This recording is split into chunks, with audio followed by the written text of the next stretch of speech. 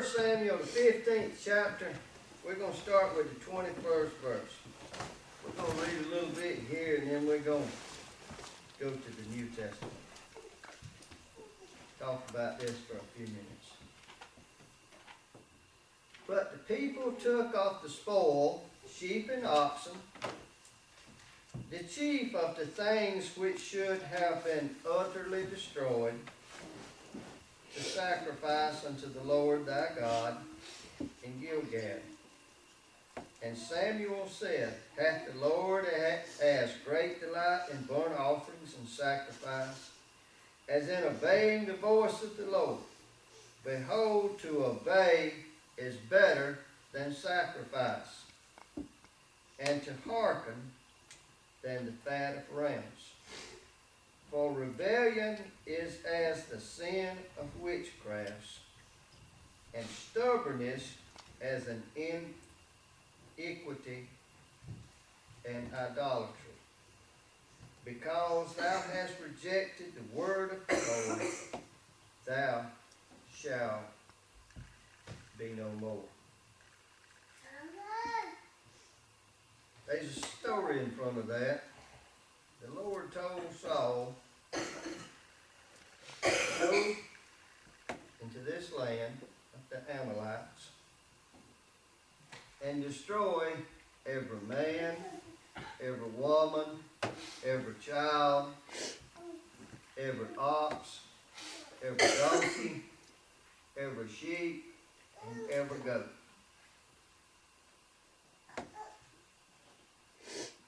You know, he's just like a lot of us.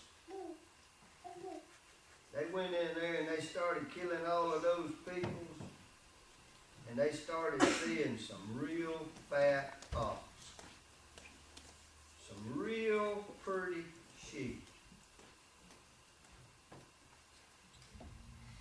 You know what they didn't do? They didn't do what the Lord told them to do.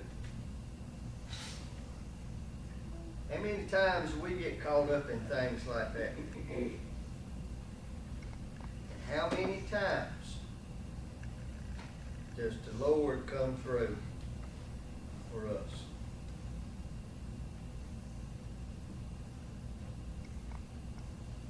Now, you know, people ask me sometimes, why do you go out there to Pauper? I said, because that's where I like to go to church. Well, what keeps you going out there? I said, well, when you walk in the door, you can feel the Spirit of the Lord. I said, there's one other little thing. I got one set of parents. I got 2 sets of grandparents.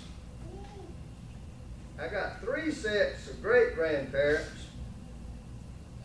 And I got 2 sets of great-great-grandparents buried in that cemetery. I said, my roots go pretty deep. I don't know for sure, but I think Jimmy may have me beat on the number of kinfolks that's buried in the cemetery. But that would be because his great-grandmother, which was ever how many greats it was, Aunt Maggie, to Barbara and Bertie Lee and Jack and all the rest of them. You know, she married one fella. He died. She married his brother, and he died. Then she married his brother-in-law, so he may have me and kinfolks buried out there, but that'd be step-grandfather, wouldn't it? Then there's one other little thing. I bet y'all hadn't ever heard this before. For God so loved the world that he gave his only begotten Son, that whosoever believeth in him should not perish, but have everlasting life. The next verse. For God sent not his Son into the world to condemn the world, but that the world through him might be saved. Now this morning the preacher asked me to give my testimony. Some of y'all have heard this before. Sometimes I don't like to tell the whole story either. But you know what? Old John has gotten some pretty tough situations several times. Some of y'all probably remember these even better than I do. Because when I was about 5 years old, they was cooking syrup with Mama and Papa's. And I run across the road in front of Mr. West Haywood. Y'all know the fenders on them old 50 Chevrolets was pretty tough. It knocked me out just like that. Daddy come by and picked me up. He carried me out there and told Mother, said, "He dead. He dead." Laid me up on the table. Of course, they was all crying and carrying on. A little bit, Mother said, "Well," said, "I can't let him have him like this. He's dirty." She got that cold rag and put it on me, and I said,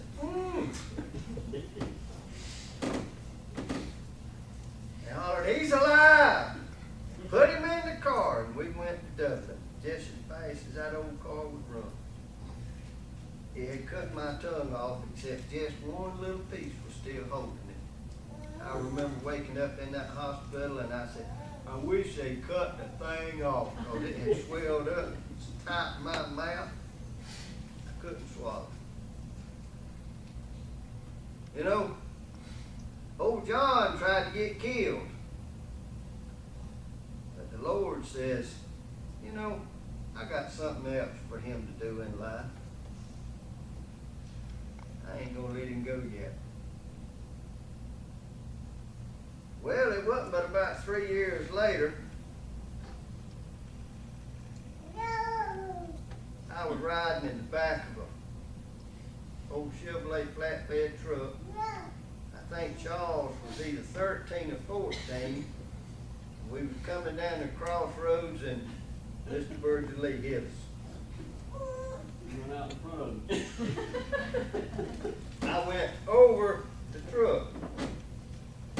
Bud was in the back of the truck and he seen me going up. Y'all know he almost caught me.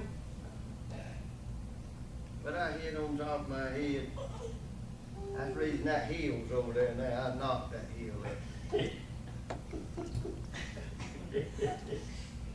No, they said, "He dead."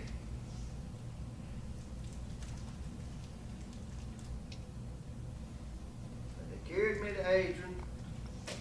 Dr. Moy was down there. Maybe a good thing. Because they gave me whiskey to drink.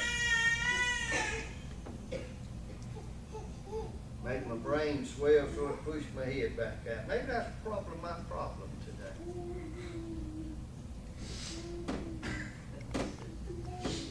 But the Lord said, old John puts himself in some pretty bad predicament. But I ain't ready for him yet. But, he's got to hang around a little while longer. I got something for him to do. Well, as time goes on, I married my sweetheart. We had 3 little old boys. October 15th, 1980. I was just about as far in Georgia as you could go. Sitting there looking. It was just about a little bit further into the road down there, St. Mary's River.